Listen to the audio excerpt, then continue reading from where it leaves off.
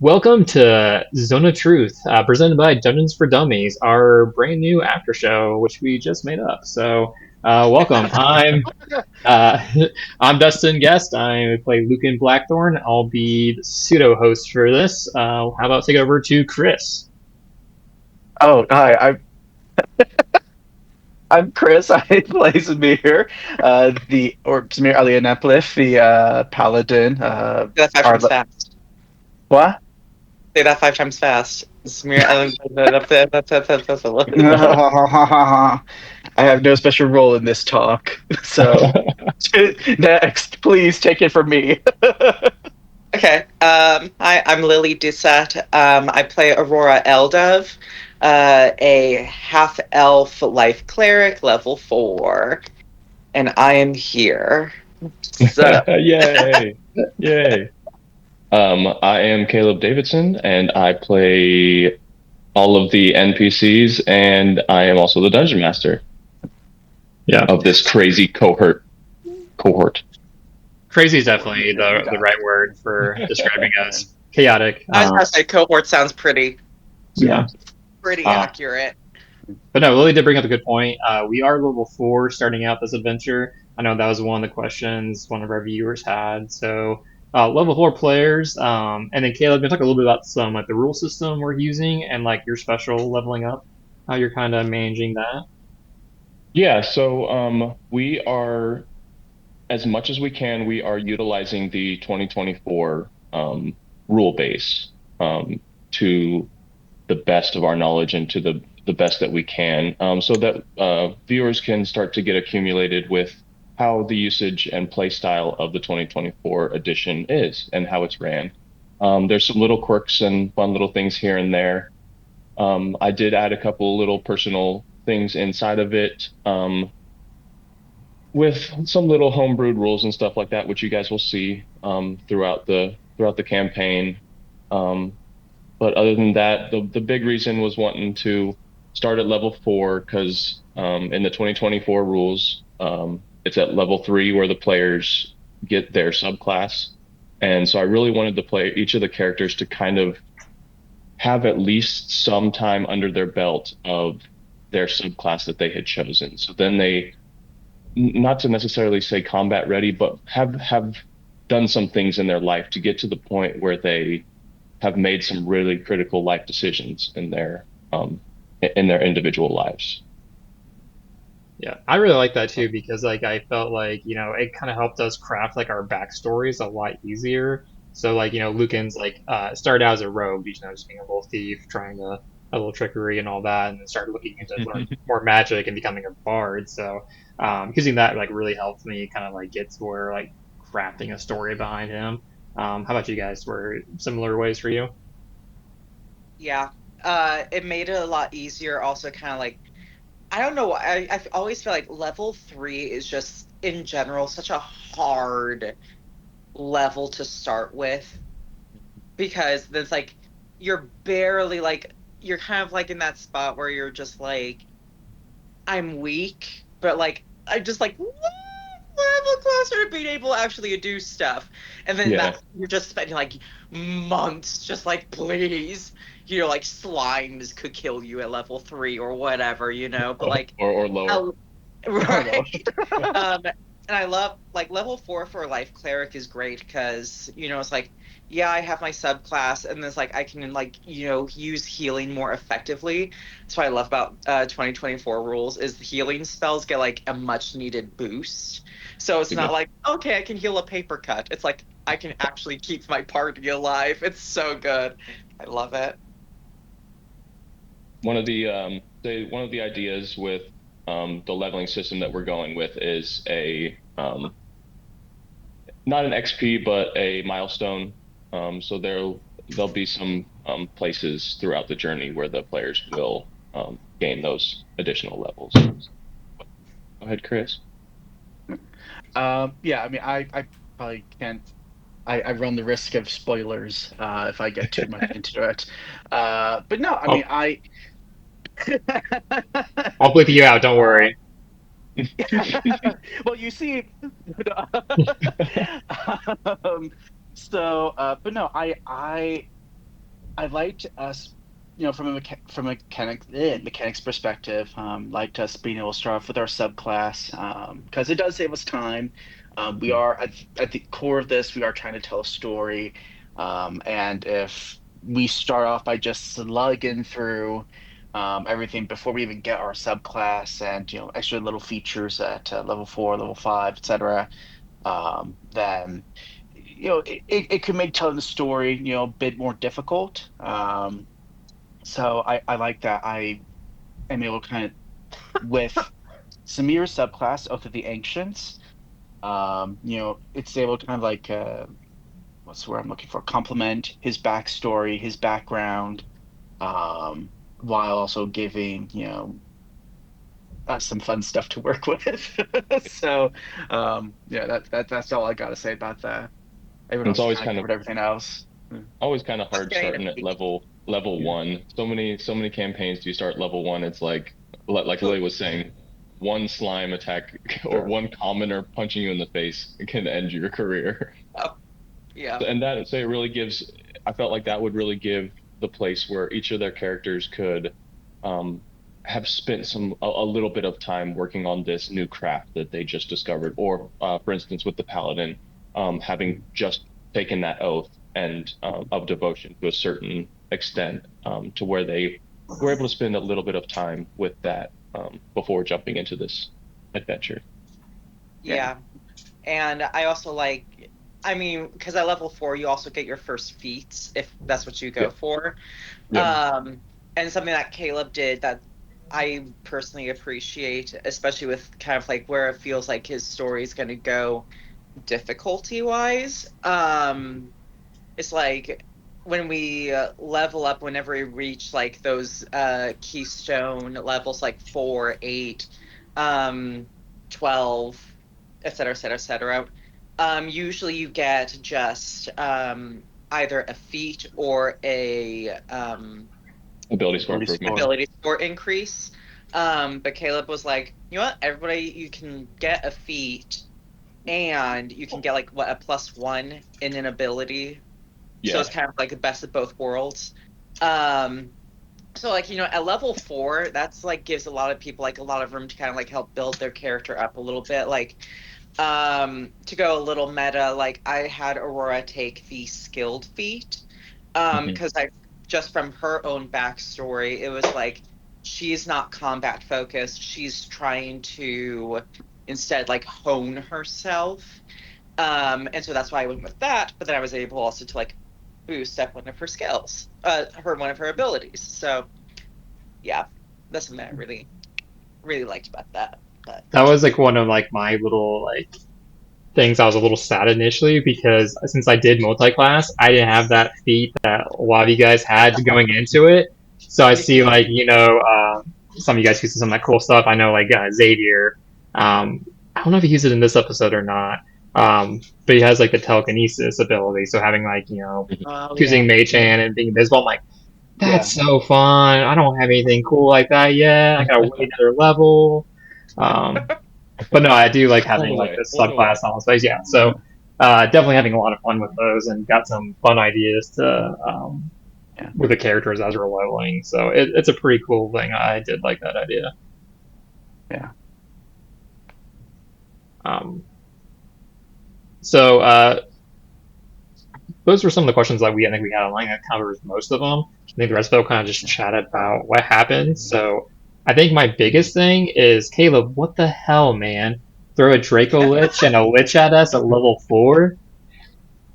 So I was wanting the story here is obviously as everyone's seen that in the prologue we did the last day in each player's life, what that would have looked like, the things that they would have experienced. Some of them left some things open-ended. Some players left um, were able to close up some books, but still had some others open.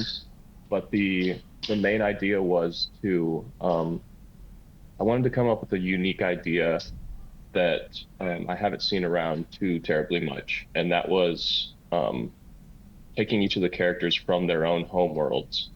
hmm Um, the As you guys have seen, the players were had been being visited for a couple months prior by some mysterious voice in their dreams, telling them that they were chosen, that they were supposed to be doing something special. And some characters may think that as something to do in their world. But then that final night when each of them laid down to go to sleep, um, or in Xavier's case, pulling out a spell scroll and having it do what it's supposed to do, not do what it's supposed to do, we'll never know. Uh, then to bring this band of random strangers from different worlds and different planes together to try to accomplish this one main goal, was the idea that I was kind of going with. It's always hard. In my opinion, it's kind of bland sometimes when you start in a tavern and hey, you look across the room and there's someone wearing a hood, and then It they definitely walk gives up. off the, yeah, my partner and I, we saw you across the bar and we really liked your vibe. So, Yeah, we really Like, liked your hood. Would why you don't you send your links hang to out with us so we us a know little what you bit? look like? Yeah. But then to immediately send all of the characters who just not even having enough time to tell each other their names, but fling them into this unwinnable battle. I feel is one of the big key things to creating a good cohesive group is that dependability on each other. I mean, you guys saw in episode one where Lucan was kind of like, well, I don't really know you guys, so I'm kind of going to go off on my own, and That was I a have to very depend on rational reaction. I don't know what you're talking about. Like anyone in the wow. sane mind I mean, would have been like, "Screw this, I'm out If of here." Laura could have yes, gone invisible, she would have done the exact same thing. yeah, oh yeah, and but say then that just starts the progression of character development and cohesion between the group and between the characters is flinging them into this unwinnable battle where death is a possibility. And luckily that did not occur. We had one very close call with Yeah. Fisha. Yeah. Um, God. Oh luckily she yeah. was able to pretend that she was not dead well enough to trick a skeletal archer from obliterating her. um, I but mean, say also that the problem is she could have just like gone good, like being a tank, like a paladin Oh or my something. God. could have just not rolled Yeah, Boo. bad. Yeah. I know, I know, Boo. no. You did get Um, one Yeah, death saving throw. right. that's right. I did I did see someone in the comments had a question asking, does this story take place in Faerun or the Forgotten Realms? Oh. Because like I don't, The answer is no. right, the answer is no, because it's like there might be some touches like Aurora's goddess, which is kind of like touched on in the prologue and sort of in episode one.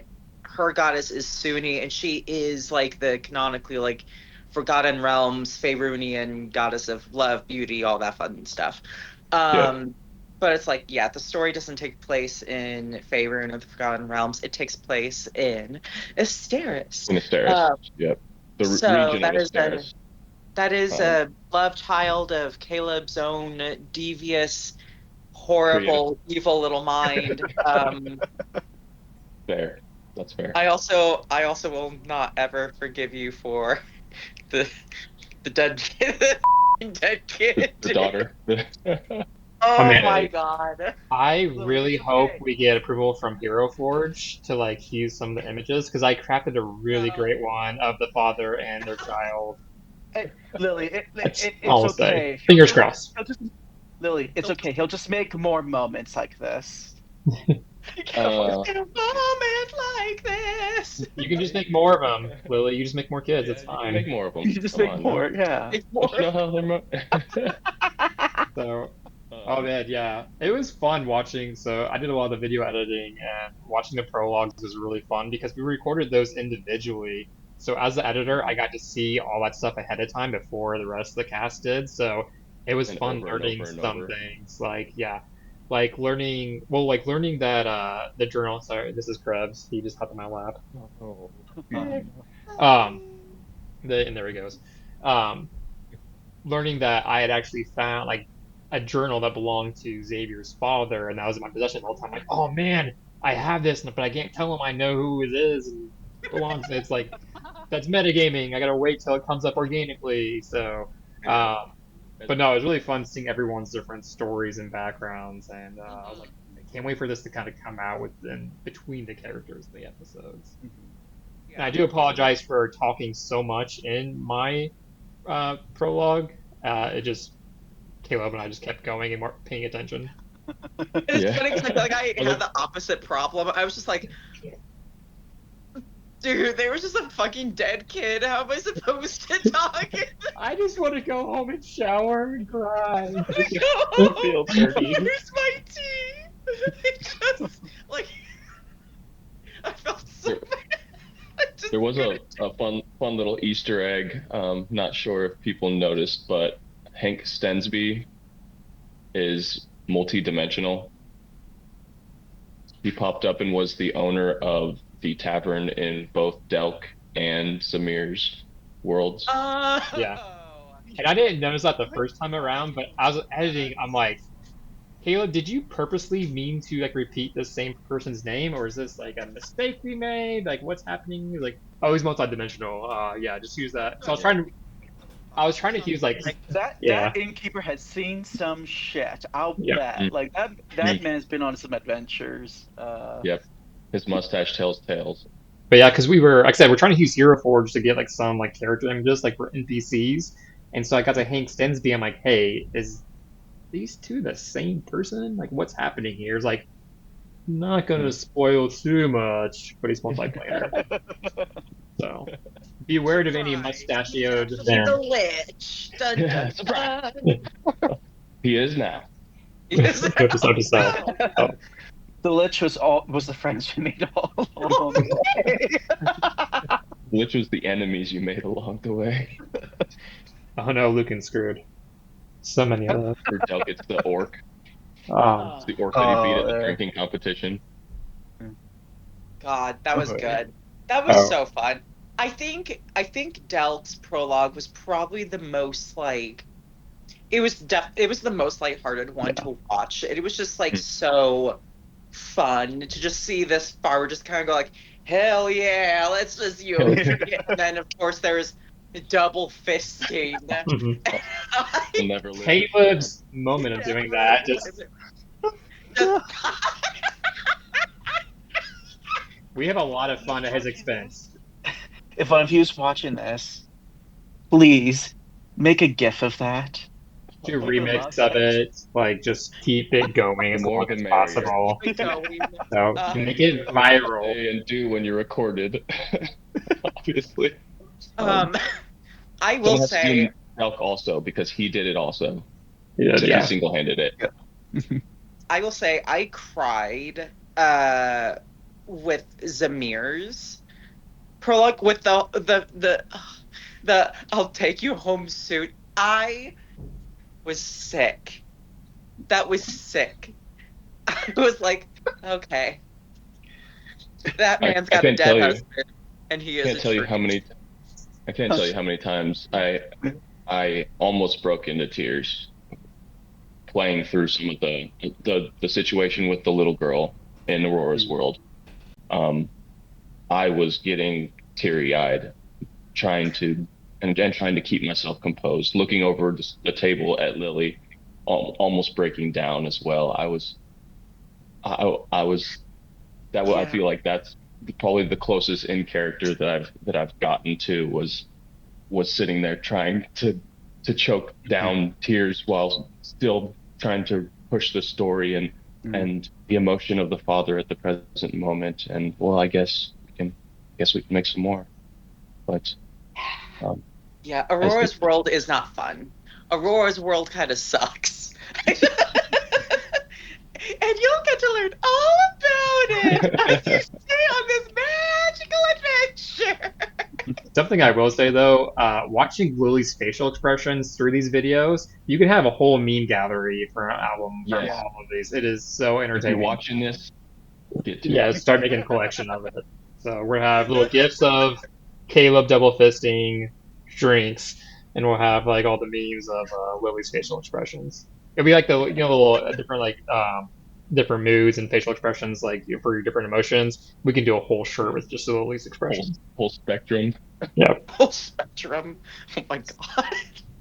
Have like those chaotic good, like the chaotic The alignment charts. neutral, lawful. Yeah, the alignment chart. Yes. That'll be okay. All in Lily's expressions. Okay, that's gonna happen now. We're gonna have to make that and like sell it on a t-shirt. So that's yeah, make a note I'm of gonna that. wake up on my birthday next year, and I'm gonna be greeted with this fucking graph with my face throughout the fucking morality. That'd be Which perfect. Lily are you feeling today? Which literally feels Oh, Do like that's Velcro where you fantastic. get to pull it off and put if the you're new lucky, face you're on feeling there. all of them.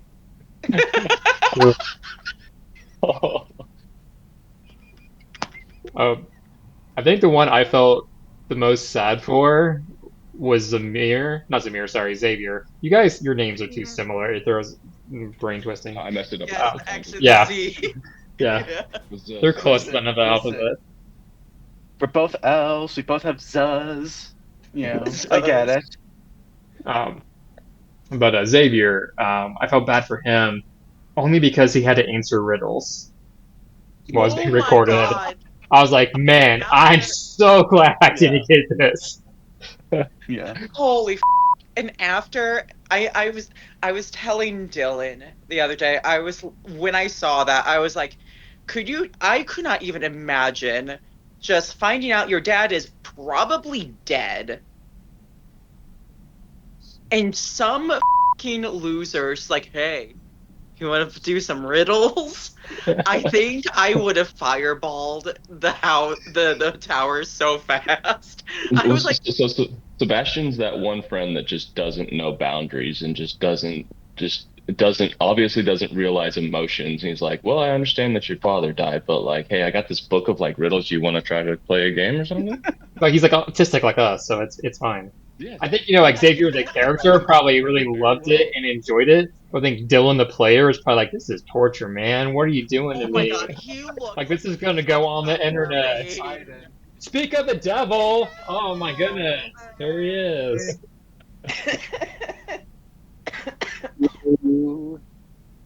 We were just talking about moments of the prologue and how my biggest sympathy was towards you and having to answer riddles. Oh man. There we go. Okay. Come. Hey. Oh man, I hated that whole moment of riddles. I'm not gonna lie. I just absolutely despised it. Xavier might be smart, doesn't mean I am. It's like we could see on your face the moment the light was leaving your eyes with each. Just like Yeah. just one more time, Sebastian, one more time. It just One more time, Sebastian. That's a little bit one more long. time, and I could just see you just like, please. just slowly dying. I had a whole list of them. To be completely honest, I had about 5 or 6 of them, and then I was like, and this is gonna be the last one here. We're gonna Just taking the shotgun out back and like, all right, buddy. Yeah. I can't remember what all they were, but I knew a couple of them that I definitely remember I had the answer in my head, but I was like, that seems too straightforward, so that I completely psyched myself out of it. I think the first one was the riddle, where the riddle was the answer. Then you did get the mirror one. But then the at least online, what the answer to that very last one was nothing. That what do all men take to their graves? Oh. Yeah. And so that's where it was like when I was playing with that, I was like, we were kind of going back and forth. I was like, well, I'm not exactly sure on that one. I'll have to do some more research because that one doesn't really make sense. Yeah. I felt like I was watching a football game, like just pulling up the riddles on my phone, be like, "It's this one! It's this one! Why is it? Why aren't you saying it? Come on! It's right there! It's right there!" In his offense, he didn't have the title card, so he couldn't like reread it and see it That, there. that was Yeah, also the big one. I couldn't read it. Yeah. but Oh my god. Visha's yeah, prologue, though, I'm like, okay, Zamir and Visha's is like the death of a spouse and or romantic partner, I think just hits hard universally. Oh, yeah. And I'm not gonna, I had to stop a little bit at Visha's, like every now and then just be like, oh, she saw it happen. But okay. That damn. Like it just it's really interesting because like we didn't see these prologues and we didn't really know these things about each other's characters, so then kind of like just like watching it happen even after like we've taped episode 1 and just kind of being like, oh, okay, we have no knowledge of everybody's stuff, and then just seeing that prologue just be like, oh my god, Mhm. we can't metagame, which means Yeah. we're gonna be like stumbling like idiots onto everybody's respective traumas, and I can already like feel my foot going closer to my mouth, just being like, I know I'm gonna say something stupid that's gonna make Visha just go like attempt to like throw the snake down my throat, like it's just but yeah, I love doing the prologues because I don't think we see something like that very often where we just kind of get like this one-on-one intimate view of the characters. And it's like, especially since episode 1 was like was basically a purely combat was just basically purely combat. All we could do was like throw the occasional like glance, like a facet of each other's characters, to be like, oh yes, go angry little man, or like you got this, go get angry, get mad, just go. right? Luke could just go like Yeah, like that's how you motivate it. And then Xavier just going like, stop running from me, be my cover. You're taking my cover. And Aurora's like, I'm too pretty to be covered. No. Yeah. For the viewers, this is still kind of a learning experience for all of us. When it comes to filming, editing, this whole entire shebang. This is my first time running as a dungeon master. I've played a handful of characters, but this is my first time. This is our first times for a lot of different aspects of this project. We're popping each other's chairs. Yeah. Yeah. So the losing the camera angle on the interaction with Visha, just little technical difficulties that we're slowly working our way through. We lost one of them. I think it was my mic on the interaction with Zamir. Yeah. So we just ask for a little bit of patience with us trying to still figure out this whole technology thing, because it gets better. No, it does get better. It does improve a lot. Yes, it does. We promise. Like they say, practice makes perfect. Yeah. And so we do appreciate all of the worse. Some spots it gets better. Yeah. I will say, because like we did actually have, like, Caleb had someone who does production regularly and was going to be doing that, but then right like a week or two before we started filming, they dropped out of the project. So it's like, well, crap. So we had to like try to learn all this and do it ourselves, and then just trials and tribulations, messing with different things. But I'm knocking wood right now, but slowly getting there. I think we're getting in a pretty good flow right now. Like, and just getting more efficient at it too. Yeah. Our setup breakdowns. Dustin, you've been like kicking ass on the editing and all of this, because I'm like, I was like, I don't have a computer that can do any of this. It's like, and then here's Dustin like, okay, I can do it. I was like, You're a god. Thank you. Thank you So for doing it. I will say the past We 2 weeks not were really. really stressful because like Dylan has offered to kind of help out too with editing, as we've done a few episodes, and we have I originally had like some drafts for the first few episodes done, and then we were kind of talking about like a layout kind of because originally I was like editing it similar to how Dimension 20 does it, like based like any like film or TV show, you kind of do cuts back and forth between the people. And then like he was like showing like a more updated one from Critical Role where it has like the layout you see now. So that was like like a week before we released episode one. I started re-editing the entire thing to Yeah. make it into that format, and then like Yep. as I'm doing, I'm like, you know what, we need some more. Talked about being Dungeons for Dummies being for a lot of new players and old ones alike. So adding the information in the bottom corner about like what these spells are, what the rules mean, different things like that. So I was like burning in overtime trying to get all that stuff done, ready for the release. So thank you all for. I'm glad you guys It are really enjoying it so Yeah. far. So Yeah. it will get better in time. Trust me. We're shooting better now to account for that because our first few episodes too were also kind of working and rearranging with like camera angles and how the layout was for the table, so you'll see some Yeah. minor shifts initially on, but everyone's got to get their footing somewhere.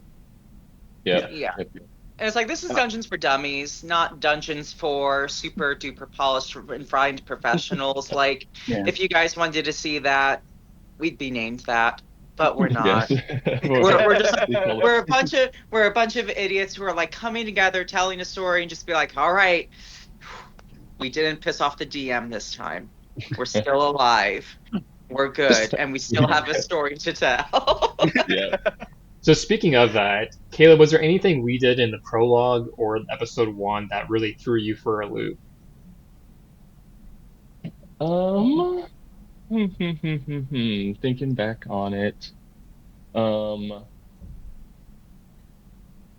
So little peek behind the screen. I had each of the players kind of write up a little synopsis of what their final day might look like on their plane, and I took that, and that's what I kind of created my basis of each of these interactions with was, um, and like any planned sessions,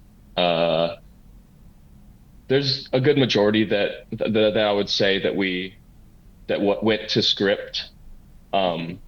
But then there were some things that went uh, not exactly to plan, but that's Dungeons and Dragons, and that's part of the fun and part of the appeal of it is one with the randomization of dice rolls. You never really know what's going to happen.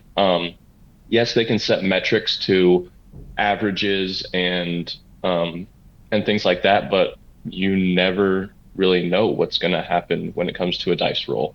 The dice tell the story. Exactly, exactly. And it blows my mind, being that this is my first dungeon master experience, that just plays true, more and more true every single time, is the dice will really one help with the narration and the pushing of the story, and it will just kick you in the teeth sometimes and set into reality that you're really not in control of things as much as you think that you are. I would say one example would be the high elves that Lucan ran into was not planned at all. The plan initially was that when they finished up the interaction as Mandrift, the medium, that they were going to head into town, head into one of the what do they call it, one of the taverns or one of the inns, and do a little bit of scoping around. And so I left that kind of bookended open, just because I love the improv portion of Dungeons and Dragons. I like planning a bit of what I want to get accomplished in a session, but I love the aspect of playing off of anding somebody, playing off of just riffing off of each other, and when the coming into town and Dustin brought up, oh, can I take a look around and see if there's anybody who might look out of place and I was like, yeah, go ahead and give me a perception check. And when you roll high, then it's more rewarding in most times. And so when he ended up rolling high, it was okay. Well, yeah, you see these high elves that look like they do not belong here at all. And immediately I saw it in Dustin's face. It was okay. There's my mark. And so That's exactly what it was. Yeah. Immediately starts the wheels turning of okay, how can I not lose that piece of that interest spark off of that? How can I, okay, you guys then make it into the inn or diner, sit down, have something to eat. You don't see a whole lot, but then boom, a little bit down the road, oh, you see another one of those high elves that walk by. And then immediately it's, okay, Serene, we found our mark. This is what we're doing. And just, I love that aspect of it, of riffing off of each other. And as soon as you get a little piece, it's a yes. And how can we build on that? And then, yeah, just I wouldn't say there's nowadays with how my brain works, there's not too many things that surprise me, but, so in terms of the prologue, I would say that would be the biggest one. Just because we had that a little bit of download between you guys and myself on what the day was gonna kind of look like. So it was partially mapped out. But there were a couple little things here and there. So was the journal hidden there? Was that supposed to be found, or was that something you just kind of threw in there? Like, you know what, this might be a nice little tie-in to connect Xavier and. So that was an off the cuff thing as well. Make sure I Bravo. look at that book. Sounds good. So Oh, you're not supposed to know that, Dylan. I wanted to start kind of slowly connecting pieces, like I said, with Hank Stensby being multi-dimensional. I like throwing in those little things to see if people catch on to it, see if they notice that little thing that I just blow right past it like it was not even there. But yeah, that was an off the cuff. Yeah, that was really good. And because no, this isn't really spoilery, but something we kind of did was like, Caleb created his own world, but we've kind of been like building the worlds that we're all originally from and sharing that with them, so we have like a bigger, richer backstory. And before I started, because like Lucan has his original one, and then he has one that he was sucked out of most recently. And I asked Caleb, especially, I was like, "Hey, just to clarify, I found this journal that had the XC initials. Was I last on the same world as like Zamir and Xavier were?" He's like, Spoilers. "No, oh yeah, shit, sorry." We'll find No, out. actually, no, it does list, because I did list like the worlds that each player comes from, so it's not, yeah. But they don't know it yet. The prologue? They don't know that they're from the same world yet. No. But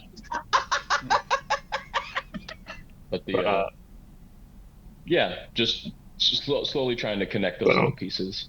So yeah, I thought that was a nice little touch. And then, like I said, just peek behind the screen for y'all. Yeah, there is some different worlds and things crossing together. Kind of like how like the well, I won't get into that because I think it's more episode 2 thing. Because you kind of tease a little bit the world tree, but we'll save that for another episode. I like that. Yeah, the little hint of that with the experience with Delk, because that's what he was saying was his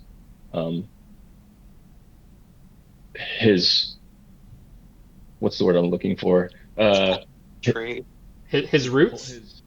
His roots. Yeah. His heartstrings, so to say, or his connection to life itself. Yeah.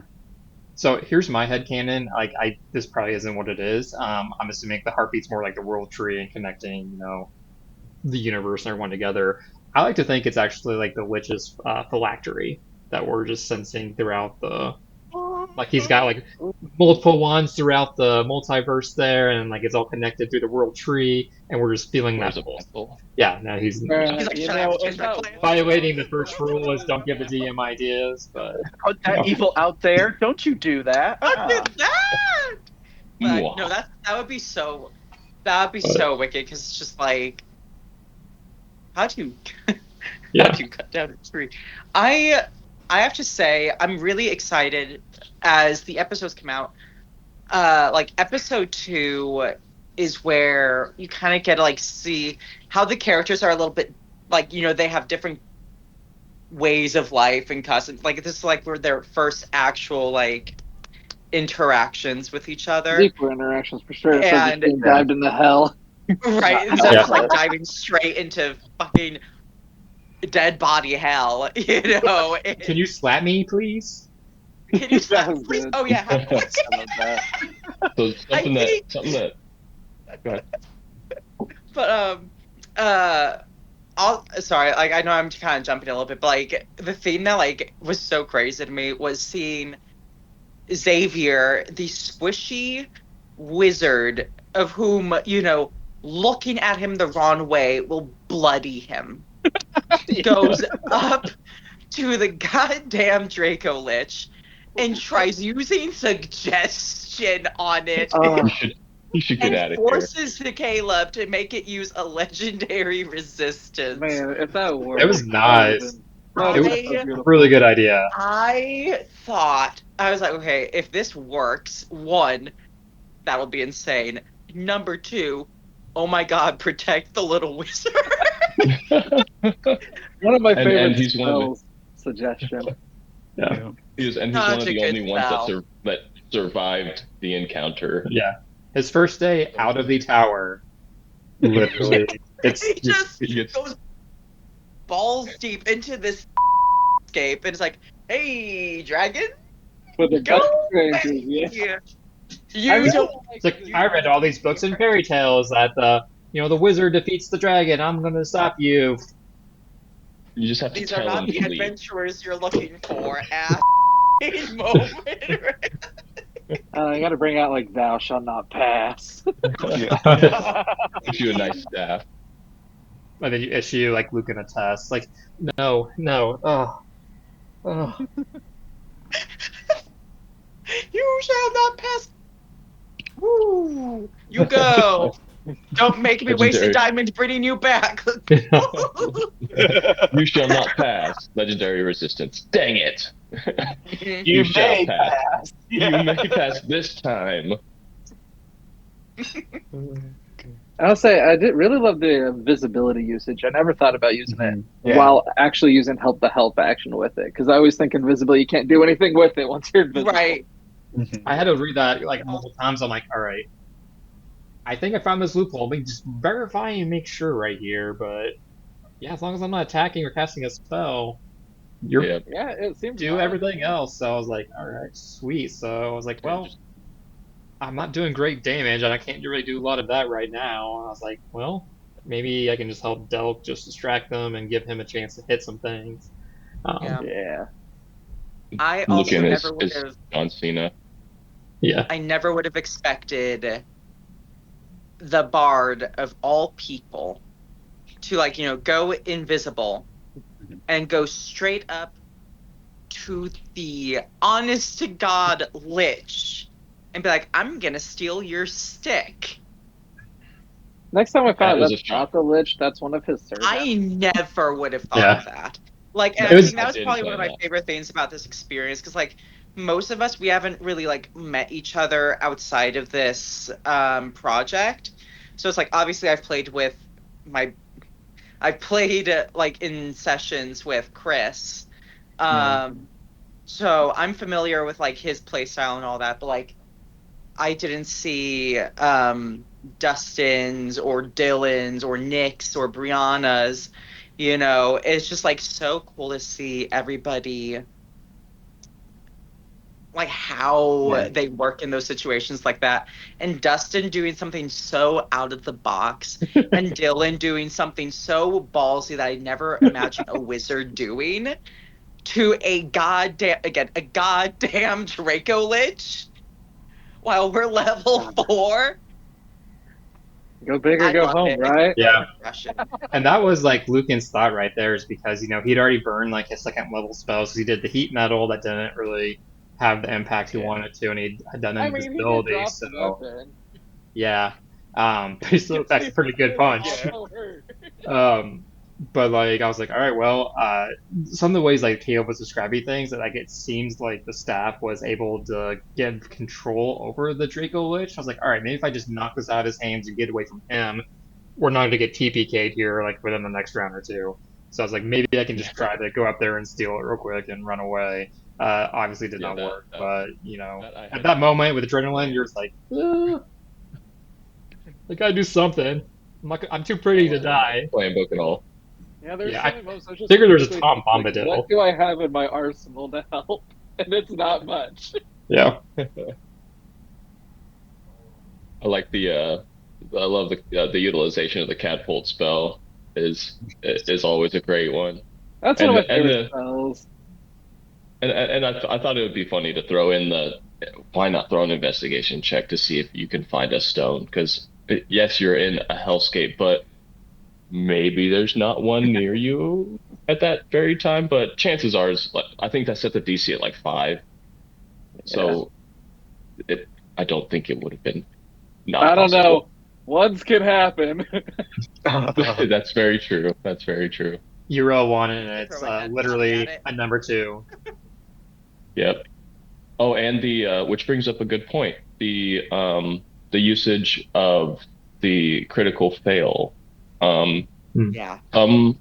That's a new That's it's not a That's a 2024 homebrew rules. thing. It's Oh, it's a brew one of thing. one of the DMs that I play under. He came up with that idea that it gives less of a chance of automatically failing and doing something terrible. Still opens the door to, okay, your attack misses because you critically failed, but if you Something check worse happened. that critical fail, something worse happens. So you could harm one of your players. You could stumble over and become prone. It gives a little bit more possibility for additional flavor. Say if you critically fail something, but then you check over the DC or AC, then say you just swing past it and maybe your axe goes into the ground or your sword goes into the ground. But if you have somebody next to you, you critically fail, then that attack roll moves on to the AC of your nearest friend. Um, does that then hit? It's pretty hard sometimes for that to continuate over to hit someone's AC if you roll under the AC of, for instance, the archers, I believe, was like a 13 AC, and I don't think anybody was that low on AC. So the possibility of that critical fail um, is really slim to none. But I feel like it opens up for, obviously when you roll in that 20, that's a big defining moment, and we've got to make that a nice spectacle thing. So there's no additional check for that. But to critically fail, then there is that additional check just to, so it gives me a little bit extra time to come up with something flavorful to make this, to build on the scene, to build this critical fail into something worth watching. Mm-hmm. Yeah. All right. Favorite moments of the episodes. Let's go around the table. Chris, you've been pretty quiet, so I'm gonna pick on you first. Favorite moments of the episodes. Shit. I mean, I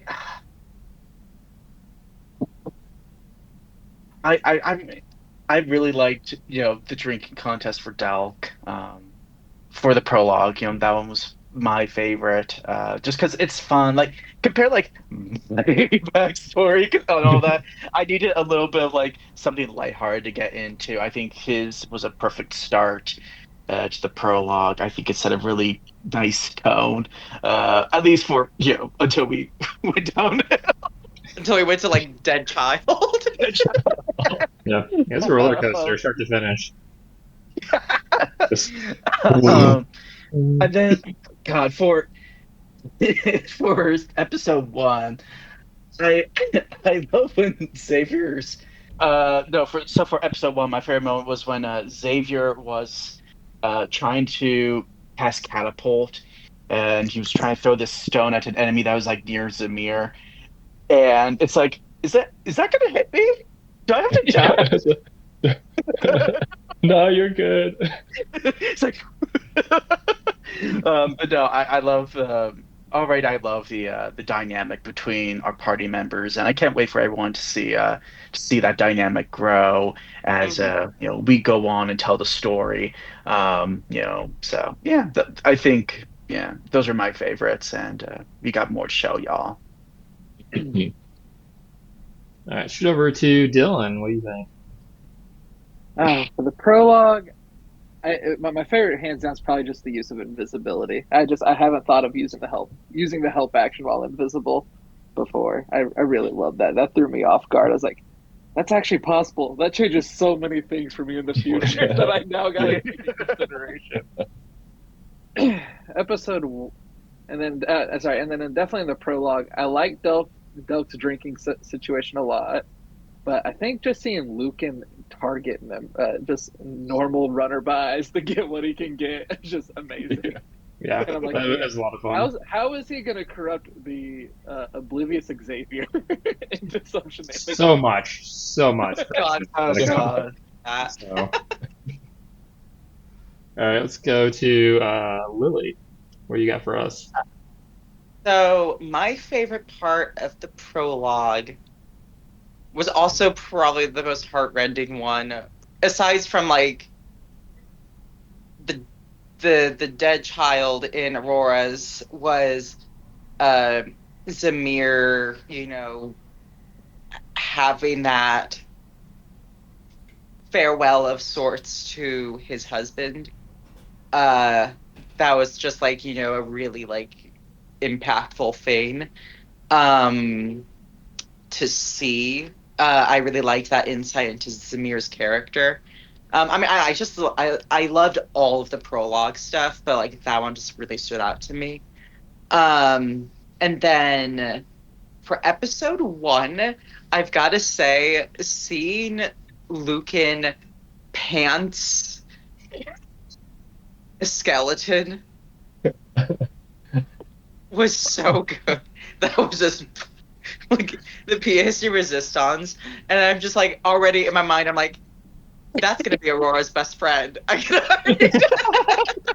like to play chaos. So yeah.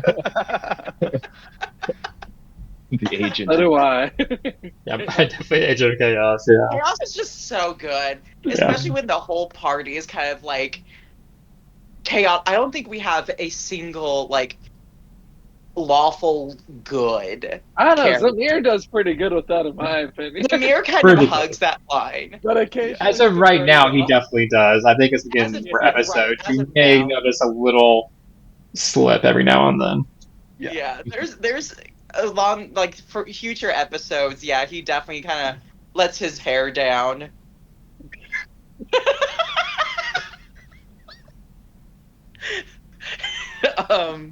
Yeah. Anyway, I know. So those are my favorites. And yeah, so who's next? Caleb, how about you? Yeah. From the prologues, I would say I'd say my favorite portion of it was all of the NPCs I got to voice and got to play. I think if I counted it up correctly, it was just right at 20 NPCs between the six of you all. Yeah, it's a lot. The neurodivergent in myself just loves the opportunity to play a different voice, to riff off of each of you, to the effect of Sebastian having no emotional radar, where he comes up to Xavier and goes, "Hey, I know your dad died, but like, Let's I found play a this book. game. I've got this book All of right, puzzles." Jigsaw. I feel like I resonate with Sebastian significantly, where it's like um, but say I loved being able to and look forward to so much more of playing off of your guys' strengths, and each and every one of you has just been a blessing to myself, to um, to this project, turning this thing from just a small dream into um, an actual reality is nuts and crazy, that I never would have thought that I would have been in this place a couple of years back. But um, so I'd say that for the prologues, my favorite was all the NPCs that I got to interact with each of you on a one-on-one in different facets of your personalities. I really felt like I got to touch each of your souls in different places, where I could start to pinpoint where your character kind of was mentally, physically, emotionally, and so I really loved that aspect. As far as episode one, I would say my favorite part would have been mm, probably Zamir just eventually being like, you know what, screw this, and just taking off towards the lich. And I was like, oh, please don't do that. Oh, please don't do that. That I think it's a tie between that and then Lucan appearing 20 feet from the thing and going, unseen servant, to try to rip the tome out of his hand when and It's he like just you're looks worried about over the and wrong guy, but I was like, both of those were like, no, no, please don't go that direction. Does that There's a tome have whole an X plan and a here. C on it? Didn't think you were really throwing a full-on lich at us on episode one. Yeah. So Yeah. that's on no. us. Dungeons for Dummies. Yeah. Yeah, okay, yeah, we Dungeons were a for little Dummies. naive. Yeah. Say the plan on that was to start to build that rapport between. There's nothing like being thrown into oblivion with random strangers, to start to build that rapport and that character development between each of you guys. Being able to survive something like that, you will always have that tale, no matter where you are. That, hey, I got thrown into oblivion with these random people, and luckily and all we I got were. was a skip it t-shirt. And all I got was a stupid t-shirt and these scars. These scars. This little compass tattoo, which you get to learn about. Look how cool little thing that's in my hand. I just Yeah. got this tramp stamp, and I don't know where it came from. I don't know where it points. Is that where Aurora's is at? Is it, Wait, yours all ended up on your hand? Where? Oh, Oh, that's good. oh. Oh man. We but have fun here. I've loved every minute of this experience so far, um, and I am truly blessed to have each and every one of you guys for this project, and it really means the world to work with you guys on this story, and we hope that you guys, the viewers, do enjoy all the hard work that we're putting in, but we love every minute of it. And they say you never work a day if you do something that you enjoy, and so it doesn't feel like work when we're doing this. It feels like, And the time goes by so quickly. So Every it time. significantly, and then just getting the joy of getting little messages from you guys of, oh my god, I can't wait for next section. Doing this little countdown where occasionally we'll wait until the last week, and then it'll be like, okay, 5 days, okay, 4 days, okay, 3 days. Today's the day. Just had a shiny. The DM is here, and we are getting Just the kind DM is here. just adds that much more joy to my life, and to this project, to see that I'm not doing a terrible job. But No, your first time DM it. Hooray. Oh Yeah, no! terrible. No, definitely not terrible. Inspiration. Inspiration. No, that's. I think it's probably one of my favorite parts about this is you just bring your NPCs to life, and they're all so distinctive, and that's been, especially for a first time DM, that's very impressive. So Yeah. I got to tip my hat Yeah. to you on that one. Yeah. I I can't think wait for the. I don't can't remember wait his for name, but the little. all. Oh, the owner of the tavern. Yeah, that one cracked me up so much. I love that Great granny. a lot. Yeah, Great granny. Greg Granny. Yeah, maybe we can flip in I there. can't wait for the viewers to see all of the NPCs that like Mhm. we've already met, but I'm so excited for them to see some of them. I'm not going to say who they are. We know who they are. You guys get to find out. I'm teasing. This is called a tease. I would say, Yes. one might say We we're edging our viewers, perhaps, That would be a with these teasers. term that Stop would be role used. playing as Aurora. But all right, y'all. Does anyone else have anything they want to say before we wrap up? well, yeah, Dustin, we haven't heard what your favorite Yeah, that's true. True. moments. Yeah. I didn't want to like bring it down because like Caleb did such a good job of wrapping it up and thanking everyone and the viewers. Yeah. Now I'm gonna be out of place, Oh, we but like characters. Yep, how dare you. it's my favorites. Like I said, the prologue was really fun. Just like hearing Caleb do the NPC voices and learning about everyone's backstory. I think my personal favorite though is just the little Granny. Just that interaction just was so funny. I just really enjoyed that character, and just like I said, seeing the other NPCs. As far as Think about it. episode 1, I'm trying to think of my favorite moment. I think it's just how well we all kind of just, it was our first time meeting each other, really. I mean, we met a couple times before filming just to Yeah. kind of get to know each other, but this was This our is episode 1 was our first time playing actually- together, like Yeah. rolling dice at a table. So it was really interesting, and like we all just melded so well together. Like one of my So first quickly. thing is like, "Hey, slap me real quick." Sure.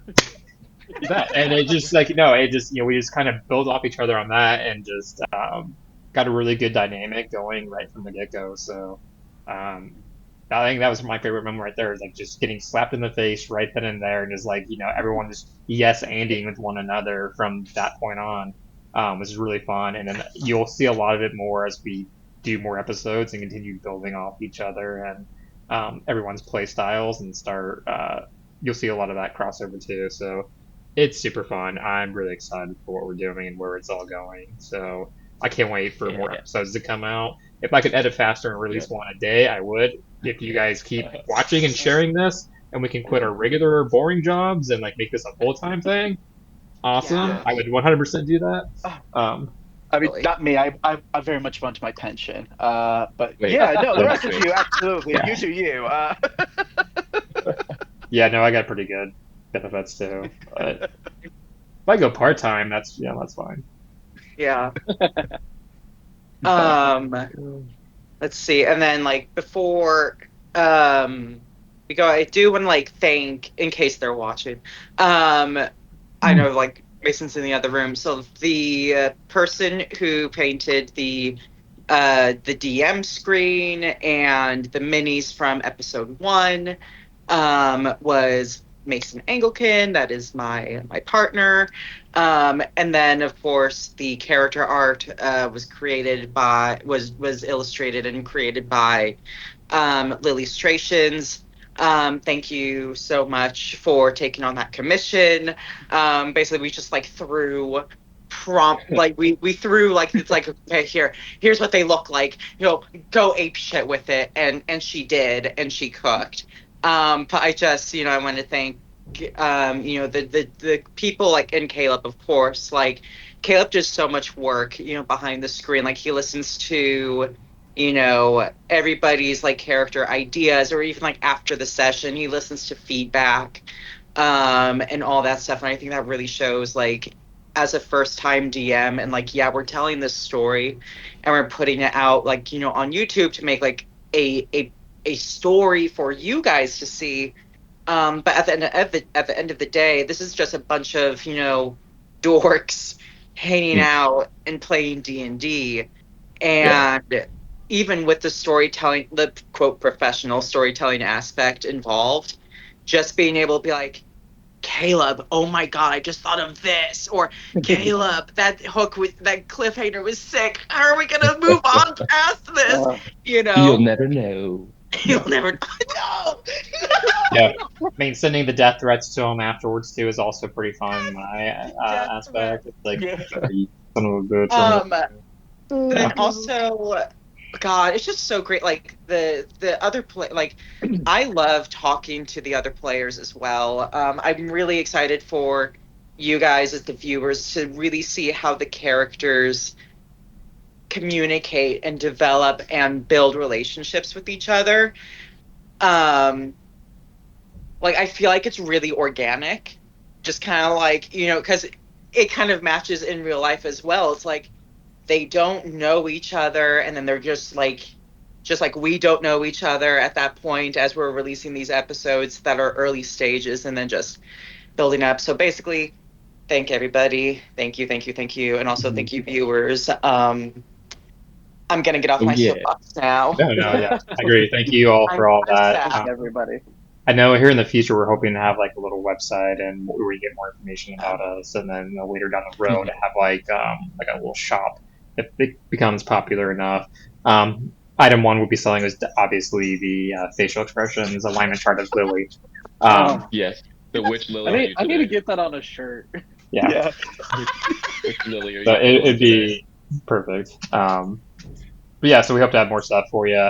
I think right now we're going to be releasing episodes every other week. I think we were originally hoping to do one each week, but it just life happens. We're all doing this in our free time. So I think Yep. in lieu of that, we're trying to do like these after shows in the opposite weeks, have something in there. But yeah, we have some other ideas for some additional content maybe coming down the pipeline here after we get everything kind of settled and situated. Yeah. Yeah. And if any of you the viewers have any questions for us, don't hesitate commenting on the videos. We'd love to hear what kind of things you guys would like to know from behind the scenes, as much as I'm willing to tell. Actually, yeah. But Send your questions Yeah. and like fan art and things to the email listed down here below, which I'll pop into. yeah. So But then Editing. big thanks to the Kansas City Library, Plaza Branch for putting us up and putting up with us. They've been awesome Yeah. in this whole entire situation. They actually, every time we finish up a session, they're okay. When are you guys coming back? When are you guys coming back? Oh, another 2 weeks. Oh, okay. Well, we'll see you guys. We'll see you guys in a couple of weeks. And a couple of them asking, okay, well, when are episodes being put up? When are you guys getting episodes up? And constantly just asking us, and oh well, welcome back, guys. Recognizing us as soon as we walk in the doors is so big ups to them. Big thank Kind you of to big them. deal there. Yeah, Like a right. big deal. well, it looks like we're I don't moving know in if because we you have all the know bags this, and the things over our I've been to shoulders. so many libraries. Kind of a big deal. They're gonna have my No, they're library great. number forever. But something fun in the future, we will have our own offices here in the future as well. Yes. So you'll get to see. It'll be quite a few episodes before you see us recording in there, but that's in the pipeline. But yeah. But then thank you all to the viewers. We appreciate you guys for putting up with us, being really understanding with our process, and it's taken us just a little while to get things up and running, but we wanted to bring the best product to you that we could, and that takes time. Yeah. And we really didn't want to rush anything out. Yes, you can rush something out, but then the quality is not quite there. And we really wanted to give you guys the best product we could, and we hope to continue to do that. But so we definitely thank you guys, the viewers, as well. Yeah, thank you. This is my heart goes out to you. Just for clarification. If I had a heart, it would be going out to you all. Yeah. Thank you. Thank you all so much. Yeah, thank you all. Or you can just do like my hearts go out to you. My heart. My hearts go out to you. We love our DM so much. All right, guys. We'll end it right there at that note, and probably, hopefully, not GIF. If not, then there goes my career. But have a great day. We'll see you all next week. Thanks for tuning in. Yes. Yeah. Thank you Bye, guys. See you next y'all. time. Bye, guys.